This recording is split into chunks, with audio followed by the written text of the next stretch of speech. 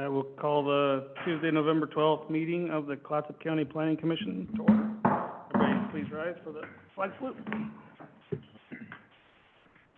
I pledge allegiance to the flag of the United States of America and to the republic for which it stands, one nation, under God, indivisible, with liberty and justice for all.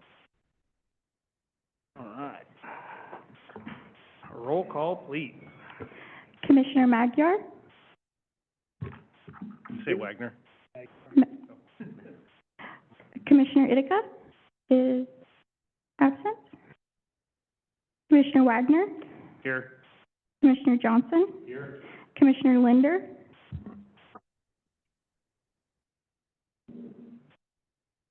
He's there. You guys hear me? That was next. Yep. And Chair Crushhour? Here. And Commissioner Stetonovich is absent. Commissioner Magyar looks like he's there, but can't hear him.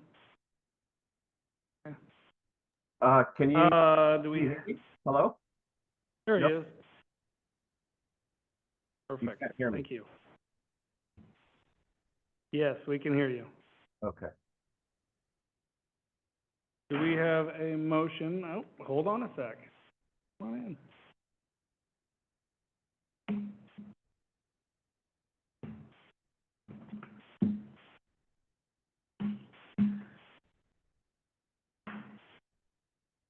You want to call his name again?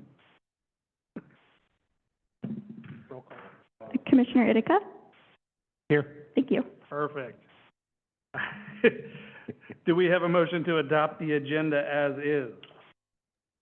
I'll move we adopt the agenda as is. Do I have a second? Second. All those in favor? Aye. Aye. Perfect. Agenda is adopted as is. At this time, this is an opportunity for anyone to give a brief presentation about any land use planning issue or county concern that is not on our agenda. I don't see anybody in our audience here. Anybody online? Doesn't look like it.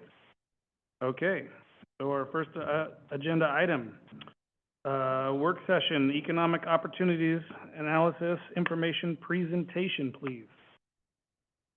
Thank you, Mr. Chair and members of the Planning Commission. We have a short presentation, and I'm going to be seeking your thoughts, your concerns, your ideas related to the community economic opportunities analysis. Earlier this year, we made a presentation to the Planning Commission talking about some of the initial findings of the Technical Advisory Committee, and today I'm going to present some additional information from the community questionnaire, some general findings, some living wage data. I'm just going to very briefly summarize the goals and action steps and public participation, and seek your thoughts, ideas, concerns, and things that you would like me to add to this particular document. Let's see if I can make this work here. There we go. In July of this year, our Community Affairs Department and Community Development Department put together a community questionnaire. It was online and available for about 6 weeks. We had 184 responses in both English and Spanish, which I thought was a nice mix. And a majority of the people who answered the questions stated that they do live here or have lived here for 10 years or more. About 45% of the people who responded actually are employed, so there was a lot of retired people or people who were business owners as well.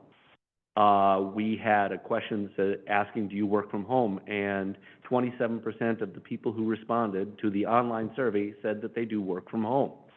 That was not a question that was asked 25 years ago when the last time we did a community questionnaire related to economic development.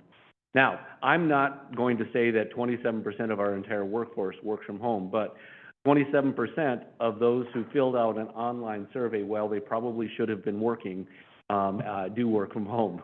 So, but it is a new statistic that we should be mindful of.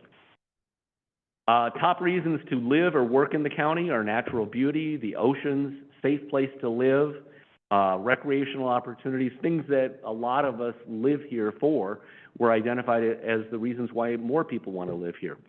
Ironically, the cost of housing was not listed as one of the top reasons to live in our area, and we'll talk a little bit more about that in a minute. Natural beauty, ocean beaches, safe place to live, recreational opportunities, again, things not generally related to economic development, but reasons why people would want to live in our area. We asked then, what are the future challenges for economic health of our county? And far and away, the two things that jump out are housing costs and housing availability. So that has become one of the major focuses of the plan, is to try to drive the housing market a little bit. Also, concerns over the lack of air and rail service, lack of developable land, potential environmental impacts, and education and training were other concerns for the future economic health of our area. This question talks about what general categories of businesses would you like us to essentially support or go after. Healthcare was number one. Construction and trades and tech-based businesses round out the top two and three. Healthcare is an interesting one because we do have some expansion and growth happening in that area, and so I think there's a recognition of some needs. Healthcare, construction, tech businesses. We also gave people an opportunity to provide some general comments. There were a lot of concerns about daycare and childcare issues, and so much so that we've kind of added that into a definition of infrastructure. For economic development, if you need families to work, you need to have daycare facilities, and we are having some concerns with that. Infrastructure concerns, at-home workers. A bunch of people said we want more tourism. A bunch of people said we want less tourism. We want more industry. We want less industry. It's a great place to live, but there's too many people living here. So when you give people an opportunity to comment, I mean, they get an opportunity to share their thoughts, and there was a nice mix there. But this was my favorite. It's a great place to hide, was someone's comment, and I thought to myself, yeah, there are places in the county where you could hide.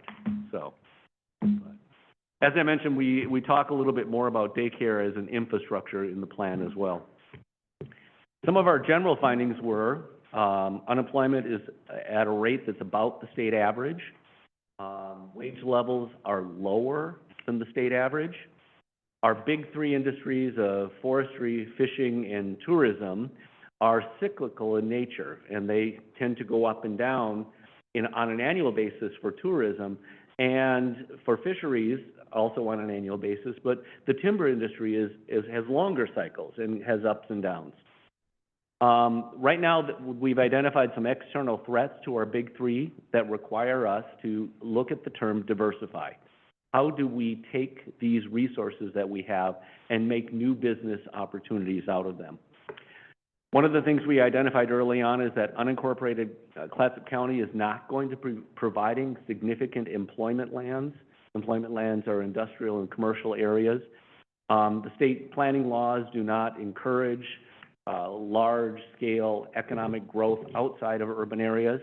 So we need to be working with the municipalities to try to create economic opportunities on lands that exist and also use them very efficiently, because the state is not going to encourage us to expand rapidly or significantly. Future job growth, as identified by the state, is in construction, healthcare, food processing, and the information and technology sectors. There's some interesting human resources findings, too, related to people. We are an aging population, and the people who are moving to our area tend to be at retirement or near retirement age. Part of that might be the cost of housing and the demand for housing in our area. We still have one of the highest homelessness rates, higher than most of the rest of the state of Oregon. Household income is rising, but not as fast as the state as a whole. There is an identified shortage of childcare resources. Housing availability and affordability are the top threats to economic growth. Those are kind of the general human sides of this. I want to focus a little bit more on the issue of an aging population. because that's going to have some impact on us for a couple reasons. One, people who are moving here are going to need more health care. The older we get, the more health care we generally need. And the types of jobs that are going to be available aren't necessarily going to be in the highest paying jobs. And I'll talk briefly about that in a second too.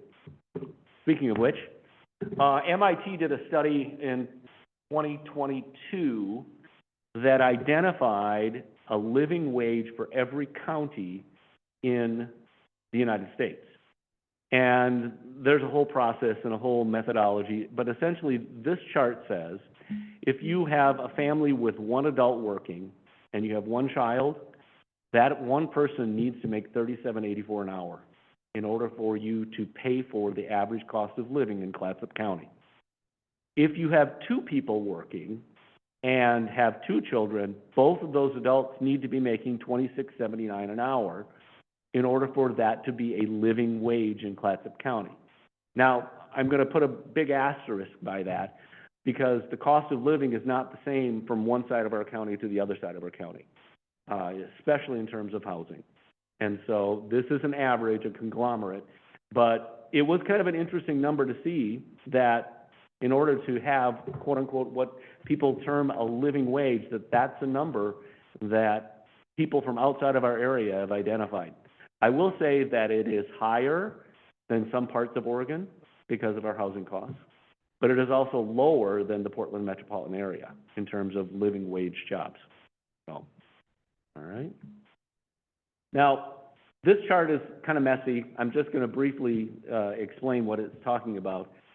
These are different employment sectors that are identified by the State Department of Employment.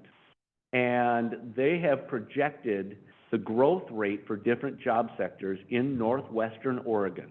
Now, this doesn't get down to the county level, but it includes Columbia, Clatsop, Tillamook, and Lincoln counties. And they're saying that the fastest growing jobs are going to be in healthcare support occupations. Those are the people who work at the, as you walk in the door at the hospital, or who are working at Clatsop care facilities. They're not necessarily the physicians or the high-end paying jobs. Those jobs are going to be growing the fastest. But those average wages in 2022 were about $20 an hour. They are not at living wage levels. So the fastest growing jobs in our region are not at living wages. Some of them are, like computer and math occupations, community and social services, construction. Those tend to be at higher wage levels, and they are going to grow. But the fastest growing jobs are not at living wage jobs. So, all right. The plan itself is really based on 6 kind of foundational pieces, and I'm not going to go through each one of them. Job training, adequate infrastructure, shifting our training to meet future job needs. Population is growing. Employment lands are not going to grow in the unincorporated area. And our location near the Portland metropolitan area is an asset and a negative, a positive and a negative. We broke down into 4 strategic areas for goals: our economic goals, our housing goals, our safe and healthy goals, and resiliency goals. Each of these areas have action steps, and we identify what role the county is going to play and the types of organizations that we would hope to work with on these things. We identified 4 major growth sectors that we want to try to focus on. The first of which is the blue marine economy. That includes anything related to the water, anything related to the river, anything related to the ocean. It includes fisheries, food processing, natural resources research. It does include tourism, commodity movement, marine construction and repair. The second area is healthcare and wellness. We have 2 hospital systems that serve our county. That's very unique, and both are growing, and so we want to continue to service that. Living and care facilities, the need for those are going to continue to increase. Healthy food, behavioral health systems. The next sector is construction, our housing development process where possible. We want to expand trades education programs. and we want to support timber resource research and development, including things like mass timber, et cetera. The last sector is food product or production or food processing. This is one that's been identified by the state of Oregon as a future research and growth area that they would like to invest in, including seafood processing, general food processing, brewing, distilling, farming operations, and research and innovation. And those are areas that the state has identified as a future growth area, and I think we're positioned to capitalize on that pretty well. Another area that I think needs a little more research is the idea of tech nomads, people working from home.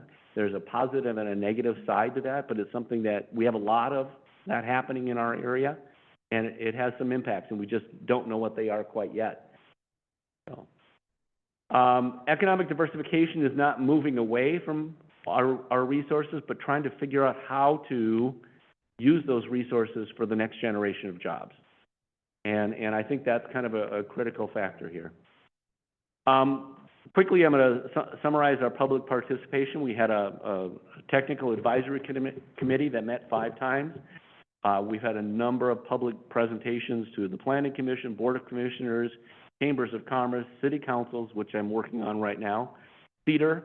I went out and met with special interest groups, including Job Corps and all sorts of different groups. We did a community questionnaire. We did 2 open houses, and I'm going to talk about those in just a second. And we did some press releases, and there'll be future public hearings for people to participate. And as you can see, they're lined up today to comment. So we did a couple of open houses this past week, where we had one in Seaside, we had one here in Astoria, where we laid out all of the different action steps, and we gave people an opportunity to vote for what they think are the highest priorities. And so it's essentially a little bit of public participation where they can come in and say, yeah, that's important, it's not so important, and to help us prioritize what eventually gets lifted up to the county board for our action plan. The highest vote getters were supporting the expansion of the career and technical education and job training programs, expansion of the healthcare and wellness sectors, monitoring the legislative processes because of all of the changes that are coming down the pike, advocating for infrastructure investment, and advocating for state and federal investment to offset lost revenues as a result of the HCP. Those were the top 5 vote getters.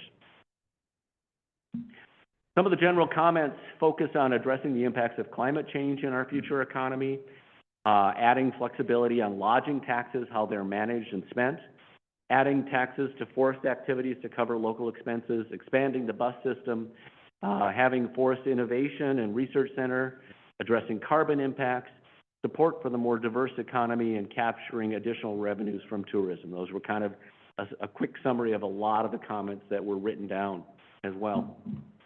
Our next steps are this. I'm out shaking the trees trying to get public comment on this.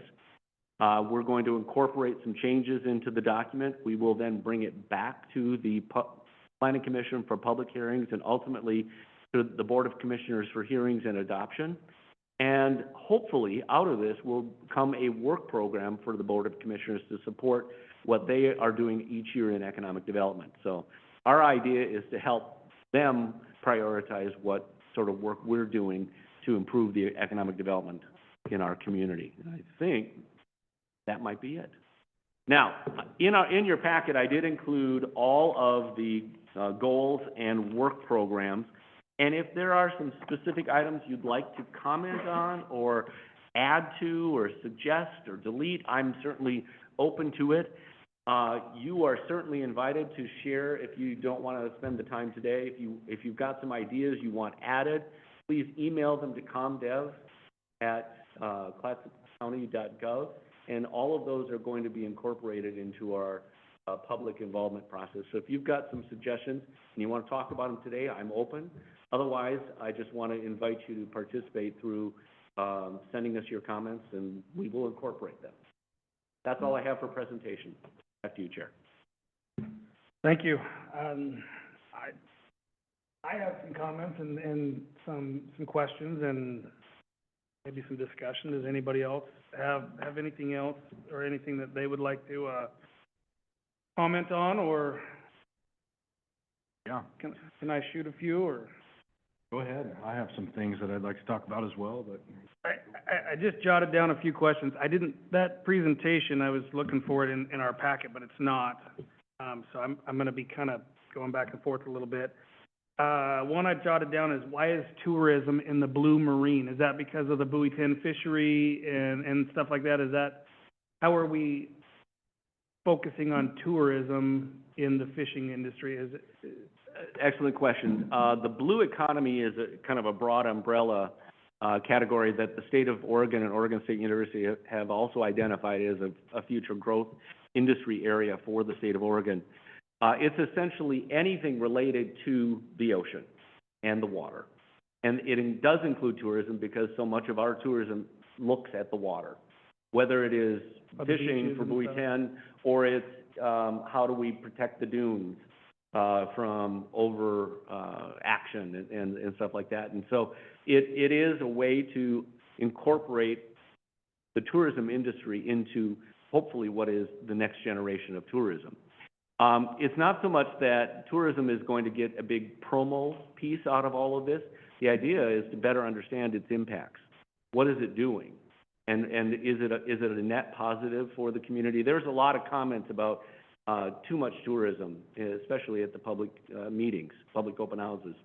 And so we need to take a look at that and see what impacts that's having long term.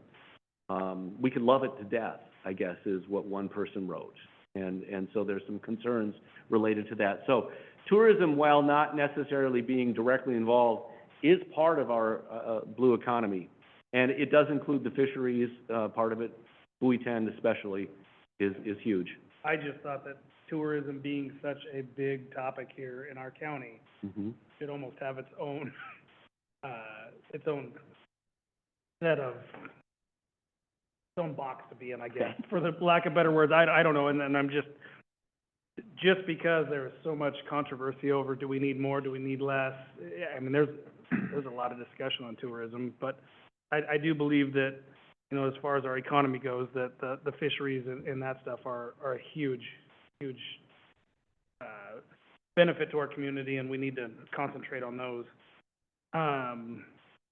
Anybody else have any comments on that one? I don't know, maybe I'm going through the things one at a time, or... Mr. Chair, if I could add related to the fisheries, the state has identified some trends in fisheries, that the boats are getting bigger and the number of people who are actually working directly in fishing is declining over the last 50 years. But the amount of revenue coming off of the boats has remained the same or actually increased.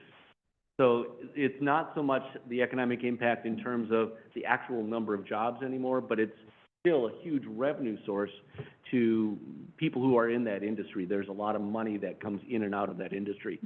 One of the things that a couple of people identified is a vast majority of the fisheries are trucked out of here. It's processed a little bit and then it's trucked elsewhere, and it's very difficult for a restaurant locally to use local seafood because they're buying from the big conglomerates, and so it goes somewhere, it gets processed and gets brought back out here. So there's kind of an interesting dichotomy on in terms of that. But I think the number of jobs directly in fisheries is declining, but the revenues are increasing. Like logging, we're shipping our logs out too. Yep. Have you noticed that? I mean, you're directly related to that industry. Yeah. I had never have been. Yeah, the fishing industry is very cyclical, Mhm. and we have seen bigger and bigger boats. It's been consolidated a lot. A lot of the smaller boats, the smaller fleet has gone away, and there are bigger boats. Also, one thing of note that I would note with our commercial gillnet fishery on the Columbia River, there used to be a large fleet that would fish right here locally. And a lot of those people that fished here on the river would also have businesses in Alaska. And they're based here, but they'd go to Alaska every summer, and then they'd bring that income back from Alaska and be here. But now, since that industry has largely gone away on the river, those Alaska permits also go away with that. the income from those Alaska fisheries, they're not based here anymore. The majority of that's probably in Seattle, in that area up there where all those, for the people who, I mean, there's still plenty of them here. I mean, our family is involved in Alaska fishing. We still live here, but a lot of people, when they sold their permits, they go away. They leave the community, so the money from Alaska leaves as well. On the, a couple things that I was just noting as you're going through that, there's a great report. We've been talking about housing for a long time, a decade at least. Yeah. And we all recognize that it's a huge problem here. Noted as one of the largest problems that we have is housing and housing affordability. And it seems to me that here we are surrounded by land, all right? If you go up in an airplane, we have lots and lots of land here in Clatsop County, but very little of it's actually usable. And that is as just a short supply created by Salem and created out of a centralized land use planning process that dictates to us over here in Clatsop County that we cannot use our land as we see fit. We are not allowed to grow as we would deem necessary to grow. And because of that, our people suffer. Our people have a hard time affording houses. They can't build new houses. The construction jobs that go along with building new houses suffer. But ultimately, it means poverty for our people when we can't expand. And so that's a sad reality for us. We're limited as a county to what we can do. Maybe we have some potential in some of our rural communities to be able to do some expansion or expand those zones.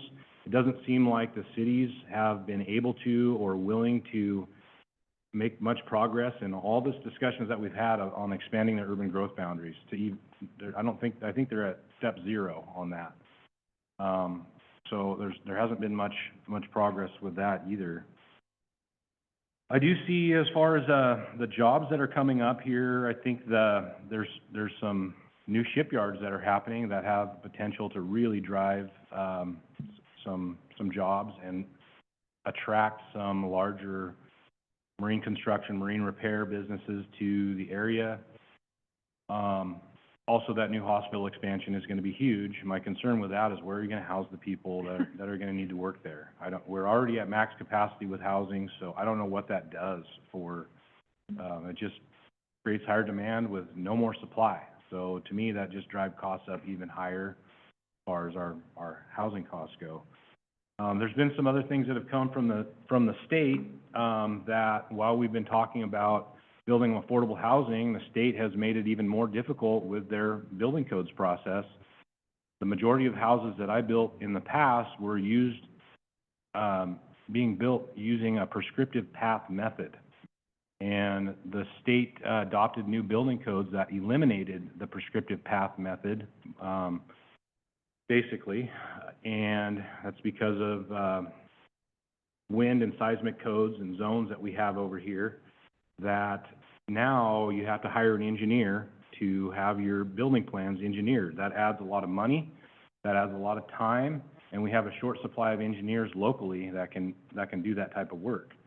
So usually the plans have to get sent out of town to have some construction engineering done to them, and that takes a long time to get done before you can even submit for your project. So that was a frustrating development several years ago that occurred, and now almost 100% of the plans that we build are fully engineered versus using a prescriptive path method that was much more affordable and less time consuming, and we never had any examples of any failures using that method. So it's very, very frustrating that was changed. Another thing that we've seen is adoptions of systems development charges by both the City of Warrenton, City of Astoria, City of Seaside, that have driven costs. Sometimes projects are just the systems development charges alone make building or construction projects not feasible unless you are a government entity. And that is another point that I'd like to make, that a lot of the housing that we've seen pushed seems to be government type housing in some shape or form, some in government investment rather than private you know, like single-family homes, or it's just some type of, affordable housing project by the government, but we really haven't seen any relief in any other sections that I've seen. But anyways, that's just part of the ongoing discussion. I think this is important work, and, hopefully something can come out of it productive when it's all said and done, that we can, set some goals and make some things actually happen on the ground that address some of these issues. So this is kind of a lot of to me, there's a lot of sad information in this report. This really hurts we know about it, but it's difficult to see, because it means poverty for our people. So, it's tough for people out there. Mr. Chair, if I could address some of Commissioner Johnson's comments. I think you're spot on some of the limitations that are established elsewhere that are imposed across the state. It's something that Oregon is very proud of, but there's collateral damage that happens as a result of it. The urban growth boundary situation, each city has the right to, you know, try and expand theirs. There are a couple of cities who don't want to. You know, they're very clear that they are very satisfied with their growth boundaries, and there are a couple of other cities who are interested in it, but the state process to expand the urban growth boundary has been pretty expensive, and so it's very time consuming, and so a lot of cities haven't really chosen to do much with it. There are some urban growth boundary areas that are available associated with Astoria. A couple of small areas in Warrenton, and Seaside has just a few as well. But it's a lot of the problems with it is the fact that there isn't sewer for water to those areas often, or there's wetlands or steep slopes or landslides or, I mean, floodplain and tsunami zones. I mean, there's the laundry list of things that make it challenging are interesting and lengthy. The FEMA buy-off and so forth is going to have a pretty dramatic impact on unincorporated area and also the city of Warrenton. And so out of this is going to have to be some reanalysis of those urban growth boundaries. If in fact the cost of developing those areas make it so that they are undevelopable, the city is are going to have to look at that a little more closely.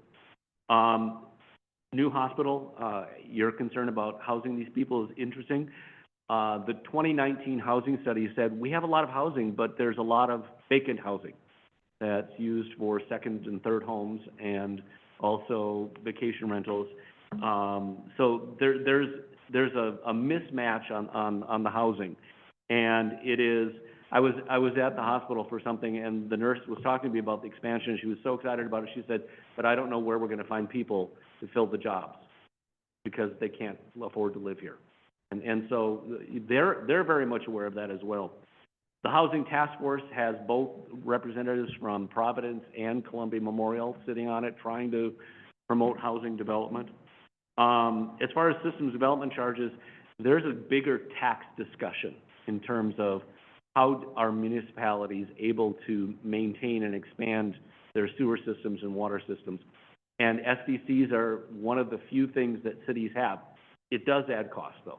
It absolutely does. So those are all valid concerns and things that hopefully we can take a look at as we move forward. Yeah, they've been collecting SDC charges for a long time, and it's hard to see where they've actually been applying some of that. And I mean, obviously, we've been at a steady growth rate for quite a while now. We have a lot of housing coming in, and it is, everybody wants affordable housing, and they want to be able to do it. But what Commissioner Johnson was saying, you know, it's a lot of the state-funded housing, so they're still charging these fees, but the state's giving grants and monies to some of these bigger developers that do these things, that specialize in that. And I think that, you know, if we offered those things to our local builders or our local developers and concentrated there a little more than trying to get these state-funded agencies in here. I mean, for example, if you want to build a fourplex in Seaside that you can't sell individually, it's just an apartment, or a sixplex or an eightplex, you're $10,000 per door. So if you build a fourplex, it's $40,000 before you can even connect to the sewer, not including permits. I mean, sixplex, 60, I mean, you can add them up, right? So you want some affordable housing, and you want to build a fourplex or a sixplex or an eightplex, you're in debt, a huge amount of money. I mean, if you got $10,000 in SDCs, you got another probably $10,000 per door, you probably got another $5,000 in permit fees. So it really prices people out of the affordable housing. It's inevitable that the materials are up. We can't control that. That's gonna be the logging industry or the lumber industry. I mean, if there's demand, then we're gonna pay the prices, right? What we can do is we can control if the county or city has lands that they own, that they're offering to people, we can control the price of that. We can control the price of, it's kind of a risk versus reward, right? You're gonna build 10, 20, 100 units. So do we give a little bit of I get that this isn't the county. Maybe we can put some pressure on some of these cities, but you give a little bit of a break on the SDC, but you're gonna get all that tax as well. So it's kind of like a balance. Now they're gonna get those people coming into the community. They're gonna get their income taxes. They're gonna get their property taxes. They're gonna get, it's gonna build the economy locally. I just think that this is a bigger picture. I'm more of the, if you build it, they will come kind of person. You know, if we can start building some housing. Yeah, there's lots of houses. We're not gonna get rid of the second homes. I mean, especially in Cannon Beach, Gearhart area, we're just not going to. The regulations put in force for the short-term rentals, they're great. I think we need some more. But people are making good money on those, so we're not gonna get those houses back. We need to start looking for the future, not saying, well, we need to take these houses away from these people, or we got too many. And I did hear that in Gearhart, I don't know, Gail, if you know about this or could enlighten us a little bit more, but when they went for an urban growth boundary a few years back, that they included all of the land that was on the beach.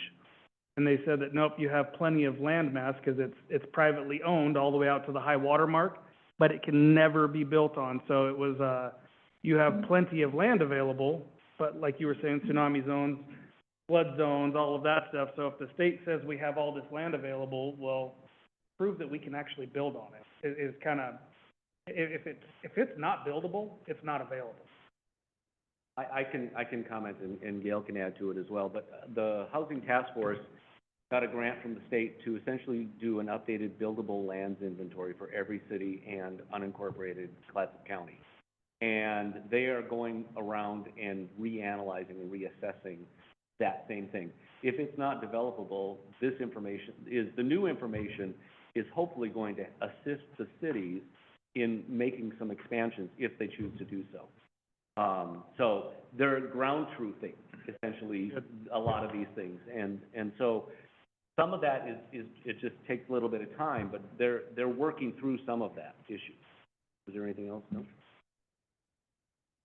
I had another question on, and I'm not sure I'm gonna word this correctly. I just jotted down some notes. In your survey or one of your meetings, people said that they were more interested in having more trades education programs. What do they mean by that? Because we have quite a few at the college. I'm not sure what kind of programs that they're working, because I know every guy in construction right now is desperate to hire people. Whether you call it an apprenticeship, I mean, apprenticeship was more of a union type thing. We don't generally have apprentices here. I mean, you can call them what you want, but they're laborers and they work their way up. What does that mean to the community? A couple of things. The community college has gone through some ups and downs and changes in focus, and there have been, at least at the technical advisory committee, concerns that they were not focused enough on these sorts of construction trades. And so it was a comment that was made by local businesses that saying that the community college needs to take a lead role in creating these positions. Now, I went out and met with Job Corps at Tongue Point, and I mean, they're doing a lot of work out there in training people as well. And so I think it's more of a making sure that we are getting people into this program. I know at one point in time, the community college was having internships set up, but most of them were in Portland. And once you go to Portland and you're getting paid Portland wages, it's really tough to get them to come back. And so I think there was some concern that even though we are doing a lot of that training, they're not sticking around here. Part of that is there's no place for them to live. And it's a vicious cycle. I do know from personal experience that, in particular, one of my electrical companies that I use, he's got apprentices, because they still call it an apprenticeship program, and they have to go to Tillamook 2 or 3 days a week just to do their classes. And I've asked, is it not available here? It's not. And I don't know know much about what's going on at the college level right now. I met with the new president of the community college and shared some of these issues and concerns, and hopefully we can support them in expanding those programs. Perfect. Yeah. I think that's a It would be great- nice to have them local here so they don't have to go to Tillamook or Absolutely. St. Helens or Portland.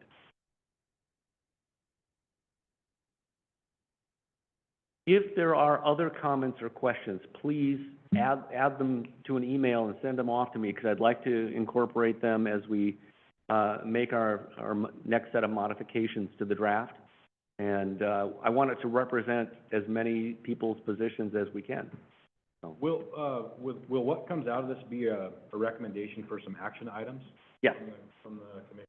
Yes. The idea will be that, based on the public support, and we're going to have a list of things that come to the top that we're going to put out there for the county board or board of commissioners to actually enact as part of their work program. And then at the staff level, we then get charged with trying to put together solutions to these issues. So it will be a series of recommendations to the board of commissioners that hopefully will become a work program for your staff here. I have a question about that. So, I mean, roughly how many residents do we have in Clatsop County?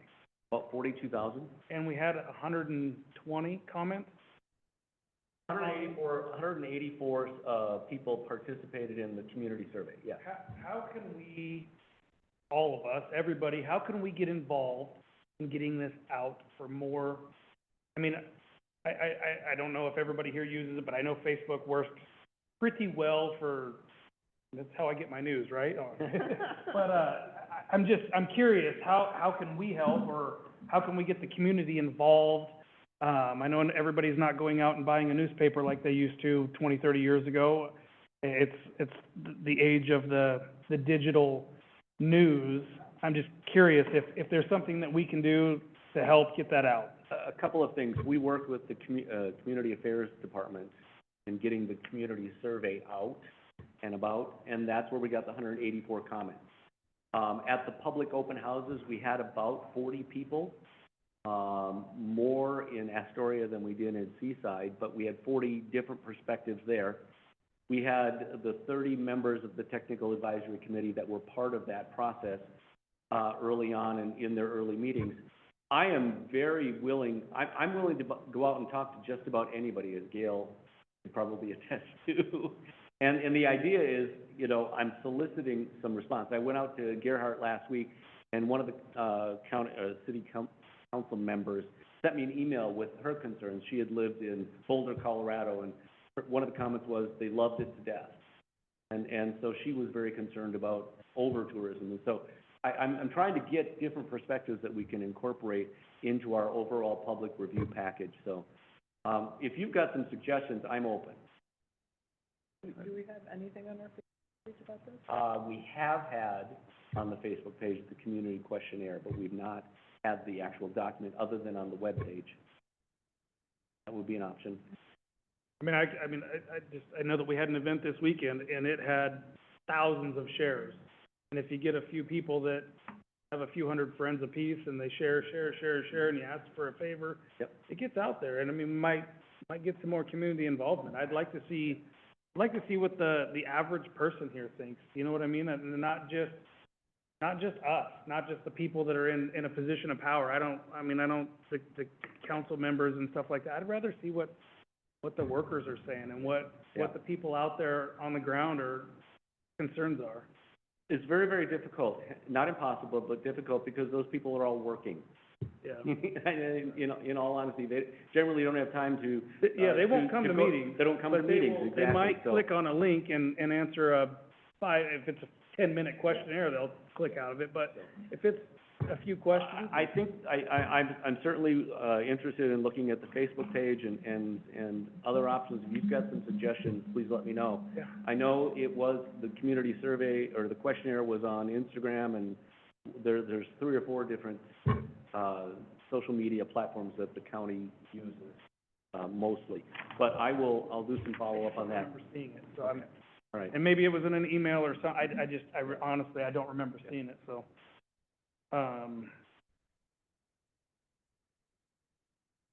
Any other commissioners have anything, that they would like to talk about, or have any questions about this proposal, or the presentation, that proposal?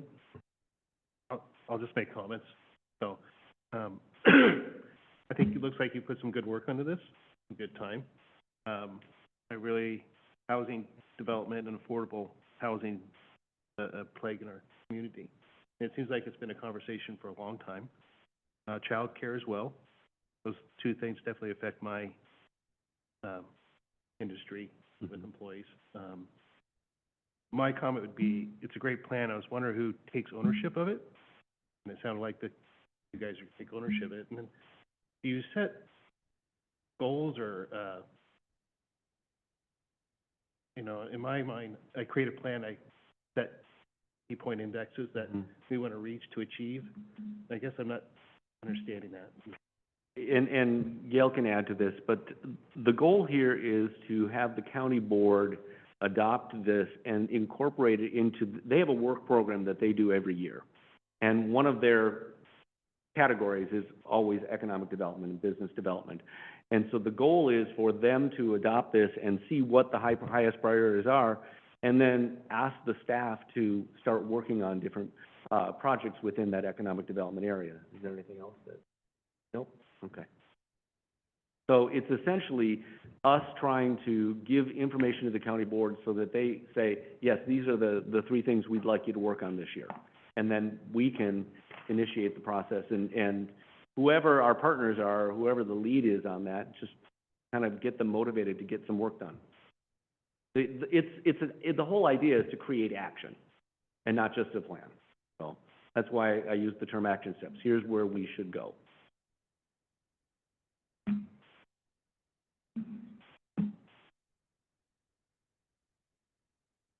Well, I appreciate your thoughts and comments, and as we go through this process, please feel free to reach out and communicate with us. You will see it again in terms of a formal public hearing. We're going to go through a revision process here. We'll be adding to it, we'll be clarifying some statements, and you will see a revised version of this in the next few months. But please, send your thoughts, comments, and issues about what you see and have read to me, and we'll add that to our list of concerns. Perfect. Thank you. Thank you. Next item is our project status report. Yeah, so you will see on the report, we've got a lot of items going to the Board of Commissioners tomorrow evening for second hearings and first public hearings. We've got the 3 ordinances tied to the Army Corps, the Law Duck housing amendments, the psilocybin Tide Place Manor ordinance are all going for the first or second reading tomorrow night. And then we are also going to be looking at first reading of short-term rental caps, and then possibly some decisions about the FEMA PICM. One of those being an ordinance that would institute a temporary moratorium on the issuance of floodplain permits, which, if the ordinance is approved, would become effective tomorrow. And then we have also asked the board to have further discussion and possibly take action on choosing which of the 3 PICMs that they want to move forward with, either prohibiting development permanently, adopting a model ordinance, or going on a permit-by-permit habitat assessment. So it'll be a very long and busy meeting tomorrow night. I would encourage you all to tune in. It should be very interesting. And that's my report on that. Thanks. You guys are proposing an ordinance to put a moratorium on all building in floodplain effective immediately? A temporary moratorium, because the reason for that is We have been told by FEMA that we have to choose and implement by December 1st. If we do not do that, we automatically default to permit by permit habitat assessment. The problem is habitat assessment is not part of our code, so I can't, not I personally, but staff can't have, we can't make anyone do that to comply with FEMA. So the only way to comply with FEMA while the board is making a decision on which pick'em and staff makes the changes to go into the code is to do a temporary moratorium. And so the board directed staff to move down that path on August 28th. So we have had notices out at the counter since that time. We have submitted the required paperwork to Department of Land Conservation and Development. And then once the board chooses a pathway, whatever that pathway might be, if we do make changes to the code, then there's a mailer that has to go out to all affected property owners. We have to do another notice to the state, so it's going to take some time. Who can do a Well, that's a good question. According to FEMA, it is a qualified professional. We, as the county or any city, any jurisdiction, gets to define who is qualified to do that. But I would imagine that it's going to be someone who has a background probably in some sort of biological field, maybe hydraulics, hydrology, engineering, somewhere along those lines. Doesn't seem like we have a lot of those people around. Yeah. Yeah. That are in the area, which is kind of an ongoing problem with a lot of our regulation is we don't have the professionals that do that type of work here Yeah. Or even available to or us. available to us. Yeah. That will affect a lot of people. Yep. All right. Director's report. Yeah, most of my director's report is pretty much crossover with the project status report. I don't think we've got the child care barriers working group. They're doing their final meeting and looking at the final report this Friday. And I think that should say the 15th, not the 19th, but it's the 15th. And so then the final recommendations in that report will go to the state legislature. They have to be turned in by December 31st. And so the proposed revisions or the recommendations address ways to unify and simplify the different permitting processes that occur for childcare. You've got the educational side of it, you've got the building code side of it, and you've got the land use side of it. And so trying to make sure that those regulations don't conflict with each other and that there's uniformity across jurisdictions and between licensing agencies. So that's kind of the summary of what's coming out of that one. We've got still working on the comprehensive plan. We have another open house on December 7th. That one's going to be here at the Boyington from 10 to noon. We'll be doing that. And I think that's about it for the director's report. Pretty much every waking moment is consumed with FEMA, and just trying to figure out what we're going to do with that. Did the county enter into a lawsuit against them or any kind of litigation against FEMA? I thought that there was a whole bunch of counties throughout the state that were going to, I don't know if it would be a class action or what it is, but is there anything going forward with that? Yeah, there is a coalition that was formed by Tillamook County. Our county, Clatsop, has agreed to pledge $25,000 towards the costs of potential litigation. There is a meeting this afternoon to discuss it, but as of right at this moment, no lawsuit or injunction has been filed. So. Thank you. Mm-hmm. Good of the order. Any commissioners, anybody have anything for good of the order? No.